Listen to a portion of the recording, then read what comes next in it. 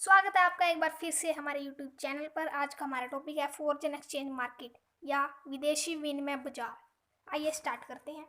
Simply foreign exchange जो word है वो टू बातों को इंडिकेट करता है, मतलब दो शब्दों से बना है। दो शब्दों की ओर ये संकेत करता है। फर्स्ट है फॉरेन करेंसी एंड सेकंड है एक्सचेंज रेट। फर्स्ट की बात करते हैं foreign currency. Simply foreign exchange का रिलेशन जो है वो फॉरेन करेंसी या अदर कंट्री की करेंसी से होता है। For example pound, dollar extra foreign currency या फॉरेन एक्सचेंज है। सेकंड है एक्सचेंज रेट। एक्सचेंज रेट का मीनिंग उस रेट से है जिस रेट पर किसी कंट्री की करेंसी की 1 यूनिट को किसी अदर कंट्री की करेंसी के साथ बदला जा सकता है। देन फॉरेन एक्सचेंज मार्केट जो हमारा टॉपिक है उसका मीनिंग क्या है। फॉरेन एक्सचेंज मार्केट का मीनिंग उस अरेंजमेंट से है जिसके द्वारा different types of countries other countries की करेंसी को बाय एंड सेल कर सकती हैं। एक्सचेंज रेट जो है उसको कैलकुलेट करने की 2 टेक्निक्स हैं। फर्स्ट वन है fix rate of exchange, then है सेकंड है फ्लेक्सिबल रेट ऑफ एक्सचेंज। इन्हें हम वीडियो में आगे समझेंगे।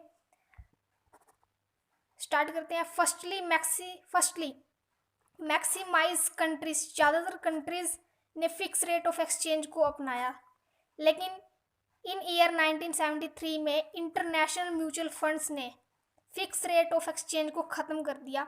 तब से मैक्सिमाइज जो कंट्रीज है वो फ्लेक्सिबल रेट ऑफ एक्सचेंज को अपना रही हैं। इसके अलावा foreign exchange market international business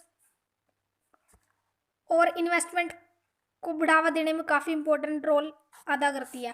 इस मार्केट में पार्टिसिपेट्स जो हैं एक करेंसी देकर किसी अदर कंट्री की करेंसी को परचेज या फिर सेल कर सकते हैं।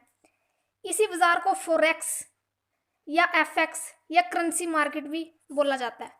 इसके साथ ही ये मार्केट किसी स्पेशल प्लेस पर नहीं होती, बल्कि इसमें फॉरेन करेंसी की बाय और सेलिंग ब्रोकर्स, बैंक्स, इंटरनेट्स या ऑथोराइज्ड मनी चेंजर्स के द्वारा होती है। आइए अब बात करते हैं डेफिनेशंस की। Definitions of foreign exchange market. First हमारी डेफिनेशन है the foreign exchange markets are the markets in which one currency can be traded for another according to Lipsey and Chrystal. इस डेफिनेशन में क्या है कि जो फॉरेन एक्सचेंज मार्केट है वो एक ऐसी मार्केट है जिसमें एक करेंसी की दूसरी करेंसी में अदला बदली की जा सकती है। सेकंड हमारी डेफिनेशन है the foreign exchange market refer to the market where national currencies are both and sold against one another according to H.E. एविट। इस डेफिनेशन में ये है कि जो फॉरेन एक्सचेंज मार्केट है उसका मीनिंग उस मार्केट से है जहां डिफरेंट टाइप्स ऑफ कंट्रीज की करेंसी खरीदी या बेची जाती है। अब हम बात करते हैं features of foreign exchange markets. Feature number 1 geographical dispersion. Foreign exchange market की कोई भी जियोग्राफिकल लिमिट नहीं है। यह ऑल ओवर वर्ल्ड में फैला हुआ है और ये एक नॉन फॉर्मल ऑर्गेनाइजेशन के रूप में है। ये जो फॉरेन एक्सचेंज मार्केट है वो स्टॉक मार्केट से बिल्कुल डिफरेंट है, क्योंकि इसका कोई भी सेंट्रल मार्केट नहीं होती इसकी। देन हमारा सेकंड फीचर है continuous operations. Foreign exchange market Saturday and Sunday को छोड़कर पूरे वीक में 24 आवर्स खुला रहता है। इसमें बिजनेस करने के लिए दिन के किसी स्पेशल टाइम की वेट करने की कोई भी नीड नहीं होती। वीक के मंडे से फ्राइडे तक यह बाजार विश्व ऑल ओवर वर्ल्ड में खुला रहता है। देन थर्ड पॉइंट है huge trading volume. Globalisation level पर इस मार्केट में ह्यूज लेवल पर बिजनेस होता है, मतलब काफ़ी बड़ी जो क्वांटिटी में है इसमें बिजनेस होता है। देन हमारा फोर्थ पॉइंट है various types of market participates. इस फीचर में है जो फॉरेन एक्सचेंज मार्केट है उसमें भाग लेने वाले जो पार्टिसिपेट्स होते हैं वो काफ़ी तरह के होते हैं। जो परचेज या सेलिंग करते हैं, जैसे central bank, commercial bank, multinational companies, financial firms, exporter, importer, government भी एक्स्ट्रा। तो ये सब वो पार्टिसिपेट्स हैं जो इसमें पार्टिसिपेट करते हैं। देन हमारा फिफ्थ पॉइंट है high liquidity. Foreign exchange market week के 5 डेज में 24 आवर्स खुला रहता है। इसमें जो बिजनेस की मात्रा बहुत हाई लेवल पे होती है और इसमें जो पार्टिसिपेट्स है उनको एक लिक्विडिटी जैसी जो समस्या जो प्रॉब्लम उत्पन्न होती है, क्रिएट होती है, वो इतनी नहीं होती इसके कारण, क्योंकि इसमें चेंज करने से रिलेटेड जो वर्क होता है वो काफ़ी लिक्विडिटी के साथ होता है, काफ़ी आसान वे में होता है। देन हमारा 6 पॉइंट है multiple factors affecting exchange rate. Exchange rate को बहुत सारे फैक्टर अफेक्ट करते हैं, जैसे economic conditions, monetary conditions, political conditions, banking activities, government budget extra. Then हमारा 7th पॉइंट है लो ट्रेंडिंग कॉस्ट।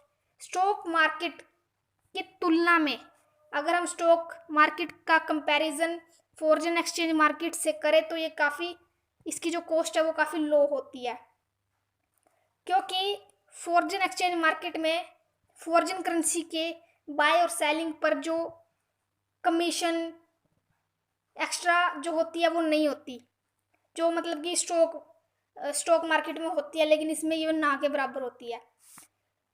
तो देन हमारा 8th पॉइंट है ट्रांसपेरेंसी।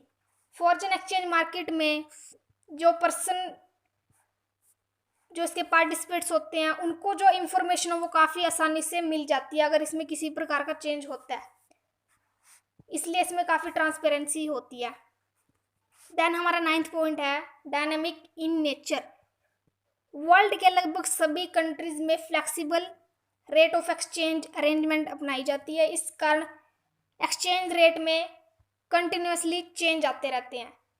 यदि किसी एक करेंसी का मॉनेटरी वैल्यू कम हो जाती है तो किसी अदर करेंसी का मॉनेटरी वैल्यू हाई हो जाएगा, क्योंकि फैक्टर अफेक्टिंग जो है वो काफ़ी कारणों के कारण इसमें उतार या चढ़ाव आता रहता है। देन हमारा 10th पॉइंट है वेरियस फॉरेन एक्सचेंज इंस्ट्रूमेंट्स। कि जो हमारी ये जो है फॉरेन एक्सचेंज टेक्निक्स एक तरह से बोल सकते हैं, वो काफ़ी सारी हैं, जैसे spot transaction, forward exchange, option, future, currency swap extra. इसको हम आगे डिस्कस करेंगे। Then uncertainty. Foreign exchange market की जो एक्टिविटीज़ है वो काफ़ी, उनमें अनसर्टेनिटी होती है, क्योंकि ये बहुत से नेशनल और ग्लोबलाइजेशन के जो फैक्टर है उनसे अफेक्ट होता है, जैसे political condition, economic condition extra.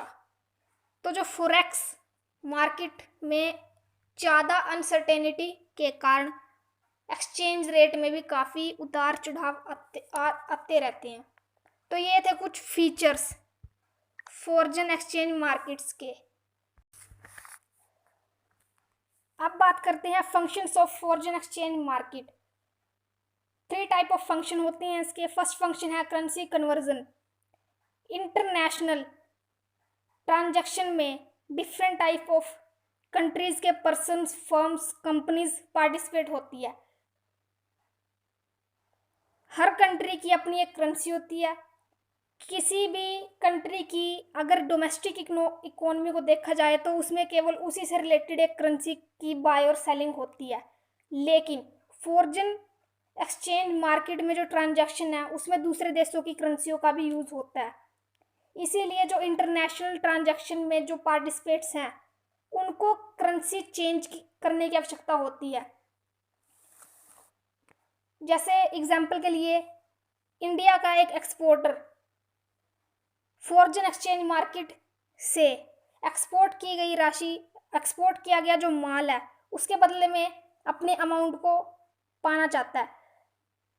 एक सिंपल वे में समझते हैं, जो एक्सपोर्टर है उसने इंडिया में अपना माल बनाया, क्योंकि वो इंडिया का था, उसने अपना माल बनाया और उसने उस माल को फॉरेन में सेलिंग की, तो बदले में उसको जो करेंसी मिलेगी वो जिस कंट्री में उसने सेलिंग किया उसी कंट्री की जो करेंसी है, डॉलर, पौंड, कुछ भी हो सकता है, उसमें उसको मिलेगी। लेकिन अगर वो उस करेंसी को लेता है और इंडिया में चलाता है तो वो इंडिया में चलेगी नहीं, क्योंकि इंडिया में रुपीस चल रहा है।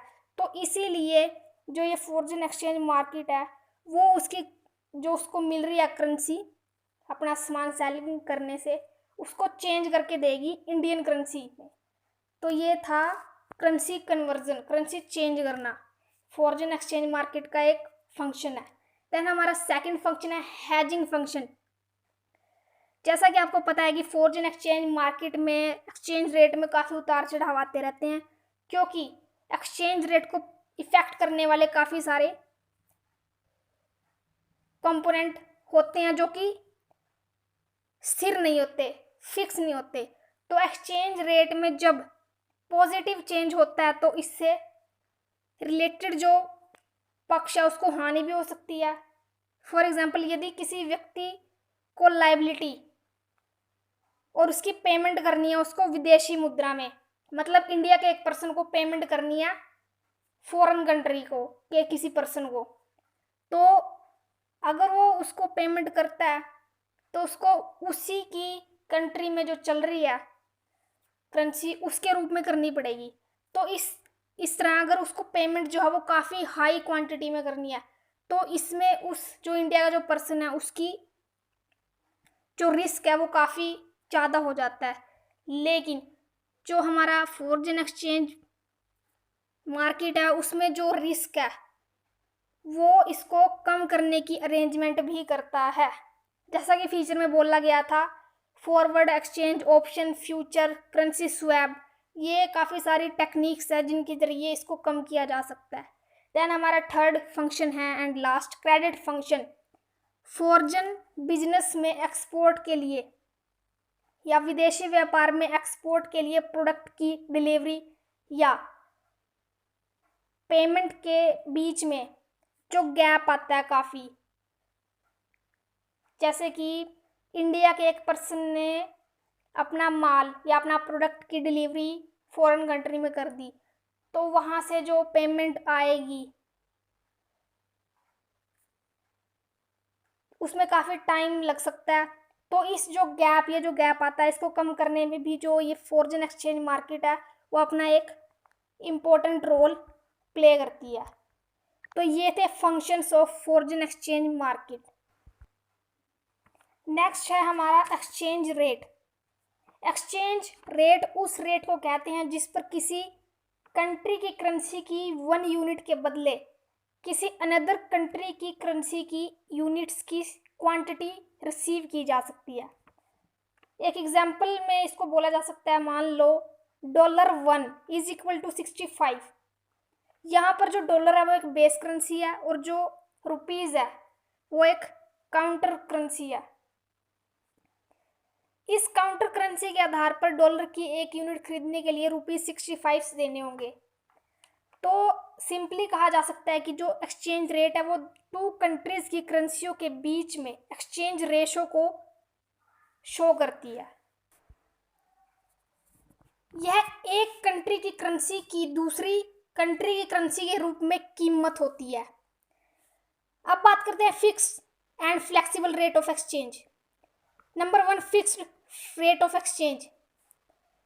फिक्स्ड रेट ऑफ एक्सचेंज एक ऐसी अरेंजमेंट है जिसके अकॉर्डिंग गवर्नमेंट द्वारा एक्सचेंज की रेट को स्टेबल रखा जाता है। गवर्नमेंट द्वारा इस रेट को लागू करने के लिए सभी प्रकार की कोशिश की जाती है और IMF यानी इंटरनेशनल म्यूचुअल फंड के चार्टर के अकॉर्डिंग प्रत्येक सदस्य कंट्री, मतलब जो भी कंट्री होती हैं, मतलब जो कंट्री इसकी पार्टनरशिप मतलब इस फिक्स्ड रेट ऑफ एक्सचेंज को इम्प्लीमेंट करती है, वो कंट्री अपनी करेंसी का गोल्ड या फिर डॉलर के रूप में पार वैल्यू फिक्स करेगी और उसको बनाए रखेगी। कैसे होगा इसकी डिस्कस हम आगे करेंगे। फिक्स्ड एक्सचेंज ऑफ रेट जो है वो मार्केट की पावर्स का इसके ऊपर किसी भी प्रकार का इफेक्ट नहीं पड़ता और न ही इसमें फॉरेन जो करेंसी है उसकी डिमांड या सप्लाई में चेंज आने पर इसमें किसी भी प्रकार का उतार या चढ़ाव नहीं आता। देन सेकंड है हमारी फ्लेक्सिबल रेट ऑफ एक्सचेंज। जो फ्लेक्सिबल रेट ऑफ एक्सचेंज है ये एक प्रकार की ऐसी प्रणाली है, एक ऐसा सिस्टम है जिसके अकॉर्डिंग किसी कंट्री की करेंसी की एक्सचेंज रेट एक्सचेंज मार्केट में जो डिमांड और सप्लाई होती है उसके द्वारा जो है इसको मतलब कि कैलकुलेट किया जाता है। मतलब कि गवर्नमेंट द्वारा एक्सचेंज रेट में किसी भी प्रकार का हाथ नहीं होता। मतलब गवर्नमेंट इसको एक प्रकार से बांध कर नहीं रख सकती। फ्लेक्सिबल रेट ऑफ एक्सचेंज के अकॉर्डिंग एक्सचेंज रेट करेंसी की डिमांड और सप्लाई के अकॉर्डिंग सेल्फली घटती या बढ़ती रहती है। तो ये थी टू टाइप्स की रेट ऑफ एक्सचेंज, फर्स्ट थी फिक्स्ड एंड सेकंड थी फ्लेक्सिबल। अब बात करते हैं हम determination of equilibrium rate of exchange. अक्सर पेपर में ये क्वेश्चन काफी आ जाता है। इसको कुछ इस तरह से आपसे पूछा जा सकता है, what is rate of exchange, how it is determined in present time, what are the factor that affecting the rate of exchange. तो अक्सर ये क्वेश्चन कई बार पेपर्स में पूछा जा सकता है, तो इसको काफी ध्यान से समझिएगा। आइए स्टार्ट करते हैं। Determination of fixed rate of exchange, इसका जो है फर्स्ट स्टेप है। फिक्स्ड रेट ऑफ एक्सचेंज को निर्धारण, इसकी जो कैलकुलेशन है या इसकी जो इम्प्लीमेंटेशन है वो गवर्नमेंट करती है, क्योंकि गवर्नमेंट ही इसमें चेंज करने के कैपेबल होती है। जैसे यदि अमेरिका की गवर्नमेंट $1 की कीमत $1 ग्राम सोने के बराबर इक्वल फिक्स करती है, या इंग्लैंड की गवर्नमेंट 1 पाउंड की कीमत 4 ग्राम सोने के इक्वल फिक्स करती है, तो जो पाउंड है उसकी जो एक्सचेंज रेट है वो $4 या डॉलर की एक्सचेंज रेट 1/4 पाउंड होगी। तो ये थी determination of fixed rate of exchange. Then second है determination of flexible rate of exchange. Flexible rate of exchange की जो कैलकुलेशन है या इसकी इम्प्लीमेंटेशन है वो गवर्नमेंट के द्वारा नहीं की जा सकती, बल्कि इसकी जो गणना है या इसकी कैलकुलेशन, इसकी इम्प्लीमेंटेशन है वो फॉरेन एक्सचेंज मार्केट में डिफरेंट टाइप ऑफ करेंसी की डिमांड और सप्लाई की आधार पर या बेस पर इसको जो है कैलकुलेट किया जाता है। इसमें अदर प्रोडक्ट की कीमत की तरह इसकी कैलकुलेशन भी मार्केट की जो पावर है उनके द्वारा होती है। उस बाजार को फॉरेन एक्सचेंज बाजार भी कहा जाता है या फॉरेक्स मार्केट भी कहा जाता है, जहां फॉरेन करेंसीज की डिमांड और सप्लाई की जाती है। साफ सी बात है कि जो फ्लेक्सिबल रेट है उसमें गवर्नमेंट कुछ नहीं कर सकती, बल्कि ये जो मार्केट है उसके अंदर जो करेंसी की डिमांड और सप्लाई के ऊपर डिपेंड करती है। देन हमारा थर्ड है डिमांड फॉर फॉरेन एक्सचेंज। ध्यान से समझिए, डिमांड फॉर फॉरेन एक्सचेंज। जो फॉरेन एक्सचेंज की जो डिमांड है वो काफी डिफरेंट टाइप ऑफ पर्पस के लिए की जा सकती है। फॉरेन एक्सचेंज की डिमांड जैसे कि प्रोडक्ट एंड सर्विसेज की इंपोर्ट या पेमेंट करने के लिए, लोन्स की पेमेंट करने के लिए, या फॉरेन कंट्री में इन्वेस्टमेंट करने के लिए, काफी सारे जो पर्पस हैं वो होती हैं। तो जो फॉरेन करेंसी की डिमांड, ध्यान से समझिए, फॉरेन करेंसी की डिमांड और एक्सचेंज रेट में जो रिलेशन है वो अपोजिट होता है। जो रिलेशन है वो अपोजिट होता है फॉरेन करेंसी की डिमांड और एक्सचेंज रेट में। कैसे? अगर फॉरेन करेंसी की डिमांड हाई होती है, मतलब इंक्रीज होती है, तो जो एक्सचेंज रेट है वो डिक्रीज हो जाएगी। इसको समझते हैं। इसके अलावा अगर फॉरेन करेंसी की डिमांड डिक्रीज हो रही है तो जो एक्सचेंज रेट है वो इंक्रीज हो जाएगा। तो ये था कि इन दोनों में रिलेशन अपोजिट क्यों है। देन सिंपली हम कह सकते हैं कि जो एक्सचेंज रेट है अगर हम उसको हाई मतलब इंक्रीज करते हैं या इंक्रीज वो होती है, तब गुड्स एंड सर्विसेज का इंपोर्ट कम किया जाएगा। मतलब कि अगर फॉरेन एक्सचेंज या एक्सचेंज रेट जो है अगर वो हाई होती है तो जो गुड्स एंड सर्विसेज का जो इंपोर्ट है वो कम किया जाएगा। फॉर एग्जांपल अगर इंडिया में गुड्स एंड सर्विसेज का आयात जो इंपोर्ट है वो कम होता है, मतलब कि गुड्स एंड सर्विसेज इंडिया में कम आने लगेंगी अगर फॉरेन एक्सचेंज रेट हाई होती है, यानी रेट ऑफ एक्सचेंज हाई होती है या इंक्रीज होती है, तो इंडिया में गुड्स एंड सर्विसेज की इंपोर्ट जो है वो कम होगी। और कम इंपोर्ट का मीनिंग है कि कम फॉरेन एक्सचेंज की डिमांड। इसके अलावा यदि एक्सचेंज रेट डिक्रीज होती है तब गुड्स एंड सर्विसेज की जो इंपोर्टिंग है वो ज़्यादा होने लगेगी। और ज़्यादा इंपोर्ट का मीनिंग है कि फॉरेन एक्सचेंज की अधिक डिमांड होने लगेगी।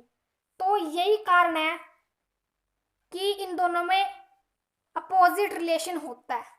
देन हमारा नेक्स्ट है supply of foreign exchange. Supply of foreign exchange, foreign exchange की सप्लाई भी काफ़ी कंपोनेंट पर डिपेंड करती है।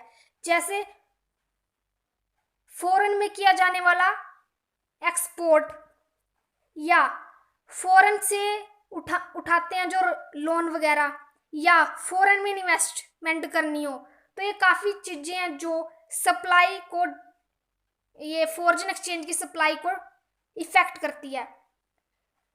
तो अब इसमें जो रिलेशन है फॉरेन एक्सचेंज की सप्लाई, फॉरेन एक्सचेंज की सप्लाई और एक्सचेंज रेट में जो संबंध है वो स्ट्रेंथ है, मतलब सीधा संबंध है। यानी अगर हमारी एक्सचेंज रेट इंक्रीज होती है तो फॉरेन एक्सचेंज सप्लाई भी इंक्रीज होगी। अगर एक्सचेंज रेट डिक्रीज होती है तो फॉरेन एक्सचेंज की जो सप्लाई है वो भी डिक्रीज होगी। तो ये था डिमांड फॉर फॉरेन एक्सचेंज और अगला था supply of foreign exchange.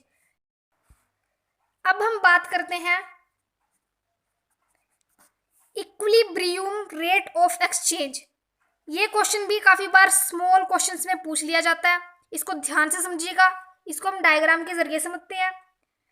Exchange की बैलेंस रेट उस पॉइंट पर फिक्स होती है जहां पर उसकी डिमांड और सप्लाई इक्वल होते हैं, जैसे कि डायग्राम में दर्शाया गया है, शो कर रखा है।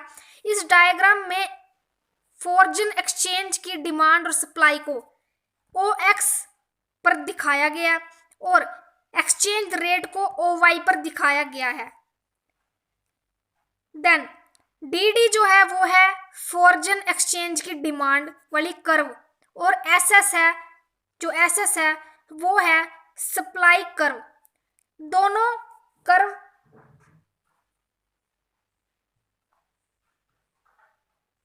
एक दूसरे को एक पॉइंट पर काटते हैं जिसे पॉइंट E का नाम दिया गया है, और O से R जो है बैलेंस्ड एक्सचेंज रेट है। इस रेट पर फॉरेन एक्सचेंज की डिमांड और सप्लाई OQ है, OQ, जैसे कि आप डायग्राम में शो करके हमने दिखाया गया है आपको। देन OR के अलावा किसी अन्य एक्सचेंज रेट पर एक्सचेंज मार्केट में अनबैलेंस्ड की स्थिति पाई जाती है। मतलब OQ के बराबर तो है, लेकिन OR के अलावा अगर हम इसको R1 कर दें या R2 कर दें तो डेट इज अनबैलेंस्ड की कंडीशन होगी उस एक्सचेंज मार्केट में।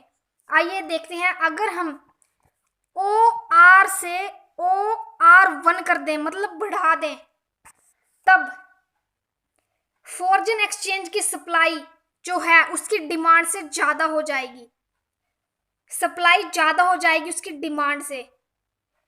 OR1 एक्सचेंज रेट पर टोटल सप्लाई R1B जो कि हमने डायग्राम में दर्शाई है, और जो टोटल डिमांड है वो R1A है, मतलब डिमांड कम है और सप्लाई ज्यादा है। सप्लाई की इस ज्यादा मात्रा को AB के जरिए देखा जा सकता है, जहां पे लिखा है excess supply. OR1 exchange rate पर टोटल सप्लाई R1 से B है, जो कि टोटल डिमांड R1A से ज्यादा है। सप्लाई की इस ज्यादा मात्रा को AB के द्वारा यानी एक्सचेंज सप्लाई के द्वारा शो किया गया है। इस अधिक सप्लाई के कारण एक्सचेंज रेट घटकर OR हो जाएगी, क्योंकि हमारा जो मेन पॉइंट है दैट इज E है। देन इसके अपोजिट यदि एक्सचेंज रेट घटकर OR2 कर दे हम, तो टोटल डिमांड टोटल सप्लाई से ज्यादा हो जाएगी, मतलब डिमांड ज्यादा हो जाएगी और सप्लाई कम।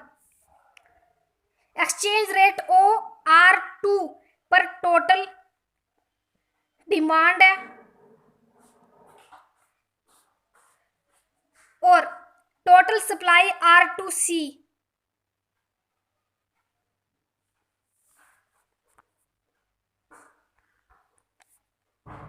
एक्सचेंज रेट OR2 पर टोटल डिमांड R2D। R2 जो R है वो R2D है टोटल डिमांड, और जबकि R2C जो है वो टोटल सप्लाई है। जो डिमांड है यानी कि R2D R2C से ज्यादा है। CD जो है वो एडिशनल जो डिमांड है यानी एक्सेस डिमांड को शो करता है। इसके कारण एक्सचेंज रेट बढ़कर OR हो जाएगी। लास्ट में सिमिलरली हम कह सकते हैं कि OR बैलेंस्ड एक्सचेंज रेट है, जबकि OR1 तथा OR2 मार्केट एक्सचेंज रेट्स हैं।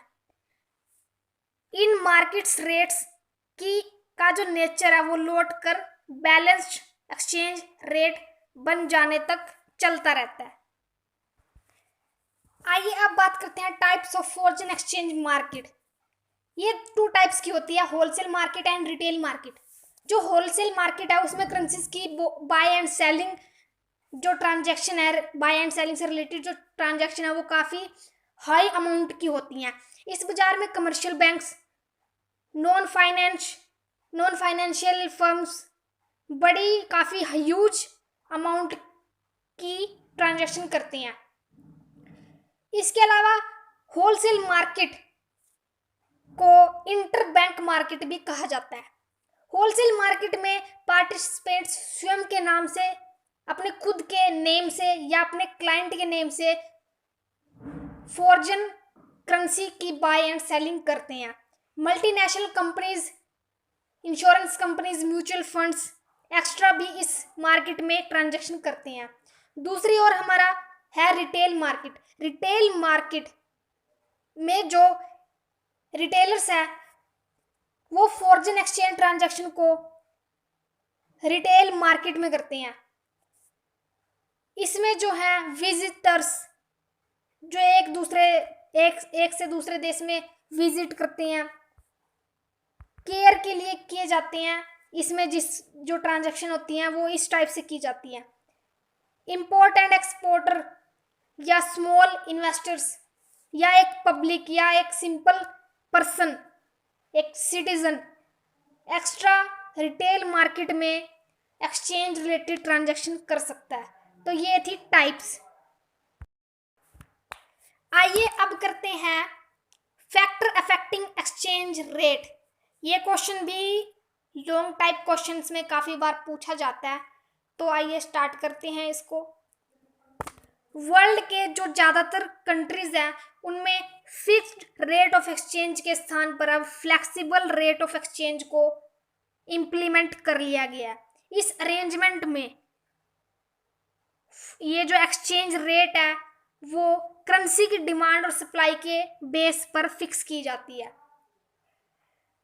जो डिमांड और सप्लाई है उसके लेवल में चेंज आने के कारण जो एक्सचेंज रेट है उसमें भी काफ़ी उतार चढ़ाव आते रहते हैं।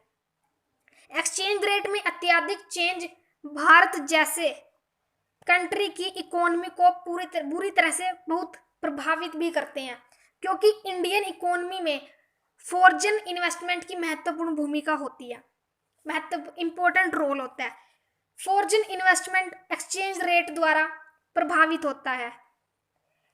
तो एक्सचेंज रेट पर कई प्रकार के जो कंपोनेंट है उनका इफेक्ट पड़ता है। ये कंपोनेंट कौन कौन सी आई है इनको डिस्कस करते हैं। हमारा फर्स्ट है सेंट्रल बैंक इंटरवेंशन। कंट्री का जो सेंट्रल बैंक है वो भी कई बार एक्सचेंज मार्केट में फॉरेन करेंसी का क्रय विक्रय, फॉरेन करेंसी को सेल या परचेज कर लेता है। सेंट्रल बैंक का पर्पस प्रॉफिट कमाना नहीं होता, बल्कि डोमेस्टिक करेंसी को बनाए रखना होता है। डोमेस्टिक करेंसी के एक्सचेंज प्राइस को एक स्टेबल लेवल पर बनाए रखना होता है। सेंट्रल बैंक के परचेज या सेल रिलेटेड ट्रांजैक्शन से फॉरेन करेंसी की डिमांड और सप्लाई पर इफेक्ट पड़ता है। इससे एक्सचेंज रेट इफेक्टेड होती है। फॉर एग्जांपल, जब सेंट्रल बैंक को लगता है कि डोमेस्टिक करेंसी की वैल्यू इंक्रीज करने से देश के एक्सपोर्टर्स पर नेगेटिव इफेक्ट पड़ता है, तो आरबीआई फॉरेन मनी को परचेज कर लेता है ताकि एक्सचेंज रेट में अपनी इच्छा के अनुसार, अपनी सेल्फली इच्छा के अनुसार चेंज हो। ये था central bank intervention. Then second है हमारा इंटरेस्ट रेट। जब अनदर कंट्रीज की कंपैरिजन में किसी एक कंट्री में इंटरेस्ट रेट हाई हो जाए, तब एनआरआईज जो होते हैं उस देश में इन्वेस्टमेंट करना अच्छा समझते हैं कि उनको अधिक से अधिक इंटरेस्ट मिलेगा। इससे जो डोमेस्टिक जो करेंसी होती है उसकी डिमांड बढ़ जाती है।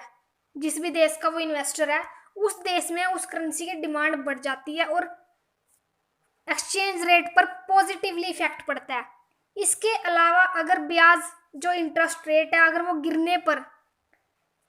गिर जाती है, तो गिरने पर जो एक्सचेंज रेट है उस पर नेगेटिव इफेक्ट पड़ेगा।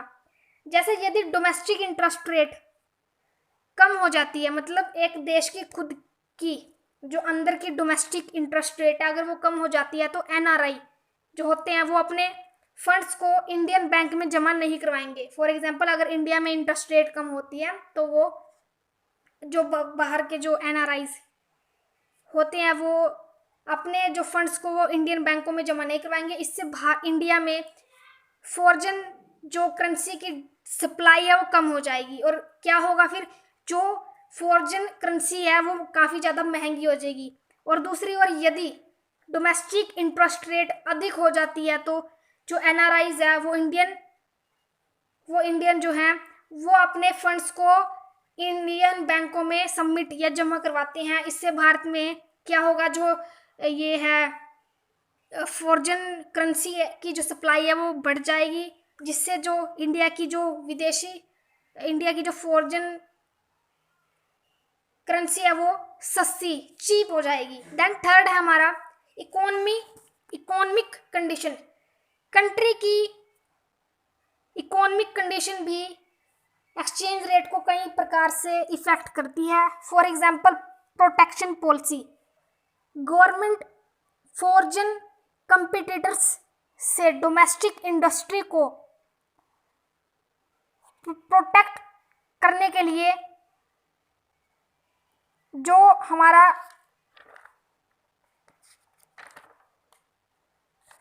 इंपोर्ट है उसको कम करने की और जो एक्सपोर्ट है उसको बढ़ाने की कोशिश करती है, जिससे जो पेमेंट है वो बैलेंस्ड कंट्री के पॉजिटिवली होकर जो एक्सचेंज रेट को देश के पक्ष में कर देती है।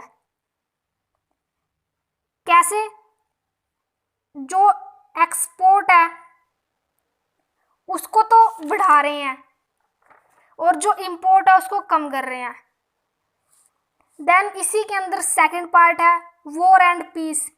कंट्री में पीस बनाए रखने के लिए, शांति बनाए रखने के लिए कुशल सरकार होने पर या अपने देश के अंदर अच्छी सरकार की स्टेबिलिटी ज़्यादा होने पर जो विदेशी है, जो एनआरआईज है, उनका जो ट्रस्ट है वो काफ़ी जमने लगता है और वे अपनी जो कैपिटल को है हमारे देश की इंडस्ट्री में लगाते हैं, जिससे जो हमारी जो एक्सचेंज रेट है उसके ऊपर पॉजिटिवली इफेक्ट पड़ता है, क्योंकि वो बाहर से पैसे को, उनकी जो करेंसी है उसको यहाँ पर ला रहे हैं।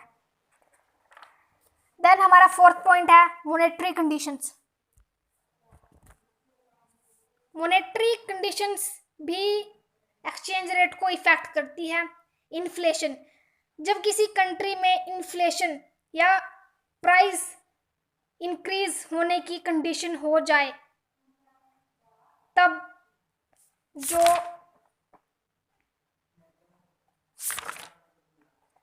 जो इंपोर्ट है, इंपोर्ट करने से जो प्रोडक्ट है वो जो कंट्री के अंदर जो प्रोडक्ट बन रहा है उसके कंपैरिजन में सस्ता हो जाएगा। जो बाहर से माल आ रहा है ना उसकी तुलना में जो हमारा यहाँ पे माल बन रहा है, जो बाहर से आने वाला माल है वो भी सस्ता हो जाएगा। और इससे क्या होगा, अगर बाहर से आने वाला माल भी सस्ता हो रहा है तो जो यहाँ पे माल बन रहा है वो बाहर भेजना यानी एक्सपोर्ट होना वो कम हो जाएगा, जिससे एक्सचेंज रेट पर नेगेटिव इफेक्ट पड़ेगा। वहीं डिफ्लेशन, जब कंट्री में डिफ्लेशन की कंडीशन नजर आए या आशा करने लगे, इसमें क्या होगा कि जो लोग है डिफ्लेशन की कंडीशन में, जो हमारी पब्लिक है वो ये आशा करने लगती है कि जो हमारी कंट्री की जो करेंसी है उसके लिए जो डिमांड का जो एक लेवल है वो ह्यूज लेवल में इंक्रीज होना चाहिए, क्योंकि इसमें जो डिमांड है वो लो होती है और सप्लाई हाई होती है। तो इसलिए जो डिफ्लेशन है उसमें जो पब्लिक है या कोई भी इन्वेस्टर है वो ये चाहेगा कि डिमांड हाई हो। तो इसके परिणाम स्वरूप जो एक्सचेंज रेट है वो देश के पक्ष में परिवर्तित होने लगेगी। देन हमारा फिफ्थ पॉइंट है factor related to stock exchange. Stock exchange जो है, एक्सचेंज रेट पर इफेक्ट डालने वाली स्टॉक एक्सचेंज रिलेटेड जो कंडीशन है उनके अकॉर्डिंग लोन रिलेटेड ट्रांजैक्शंस या सिक्योरिटीज का की बाय एंड सेलिंग को शामिल किया जाता है। फर्स्ट है loan related transaction. Loan related transaction की पेमेंट को इफेक्ट करके एक्सचेंज रेट में चेंज लाता है। जब देशवासी यानी कि जो हमारे इंडियंस हैं अगर वो फॉरेन कंट्री से लोन लेते हैं और अपने दिए गए ऋण पर उनसे ब्याज प्राप्त जो इंटरेस्ट है वो प्राप्त करते हैं,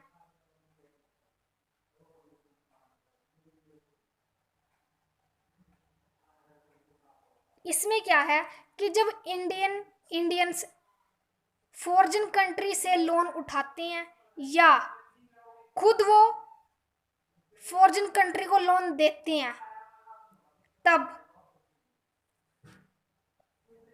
जो हमारा भारत है उसमें फॉरेन करेंसी की सप्लाई बढ़ जाएगी और ऐसा होने पर जो एक्सचेंज रेट है वो हमारी पक्ष में हो जाएगा। इसके विपरीत अगर इसका उल्टा होता है तो फॉरेन एक्सचेंज है वो हमारे अगेंस्ट हो जाएगा। देन हमारा सेकंड था buy and selling of securities. जब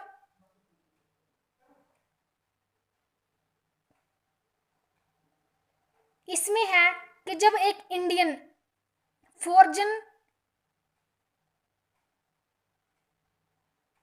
फॉरेन में इन्वेस्टमेंट करता है, स्टॉक में, शेयर में, सिक्योरिटीज को आदि को खरीद लेता है, तो इनके लिए उसको अगर खरीदना है तो उसको फॉरेन करेंसी चाहिए होगी क्योंकि उसको पेमेंट करनी पड़ेगी। तो इससे क्या होगा, जो हमारा इंडिया है उसमें फॉरेन करेंसी की डिमांड बढ़ जाएगी और एक्सचेंज रेट देश के अगेंस्ट हो जाएगी। या इसका अगर हम उल्टा कर दें तो हम जो एक्सचेंज रेट है वो हमारे पक्ष में हो जाएगी। देन हमारा 6 पॉइंट है पॉलिटिकल कंडीशन। जब कंट्री की पॉलिटिकल कंडीशन मजबूत बेहतर होती है या सरकार वहां पर एक फिक्स पर्टिकुलर टाइम तक शासन करती है और जो लेबर है या फिर इंडस्ट्रीज में जो है काफ़ी रिच पीपल्स है उनके साथ अगर रिलेशन अच्छे होते हैं, तब कंट्री में कैपिटल लगाने के लिए जो बाहर के एनआरआईज होते हैं वो काफ़ी कुछ सीखते हैं, उनको काफ़ी प्रेरणा मिलती है।